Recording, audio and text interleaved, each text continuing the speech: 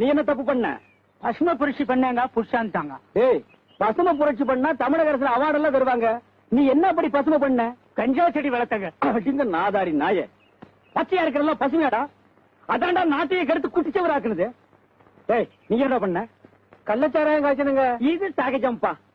நீங்க காய்ச்சறதையும் நிறுத்த மாட்டீங்க, ஜனங்க குடிக்கிறதையும் நிறுத்த மாட்டாங்க, நாங்க புடிக்கிறதையும் நிறுத்த மாட்டோம். இது விக்ரமாதித்தன் கதை மாதிரி.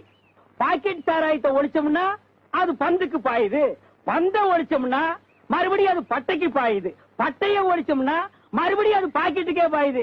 இது சுருக்கமா சொன்னா விட்லாச்சாரியர் படம் மாதிரி கூடு விட்டு கூடு பாயுதப்பா. ஏங்க இந்த குடியை ஒழிக்கவே முடியாதுங்களா?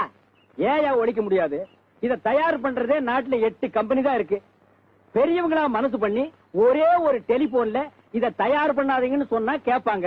அதை விட்டுட்டு 80 கோடி ஜனங்க கட்டி தனித்தனியா போய் நீங்க குடிக்காதீங்க தப்புங்க, நீங்க குடிக்காதீங்க தப்புங்க, நீங்க குடிக்காதீங்க தப்புங்கன்னா எவையா கேட்பான்?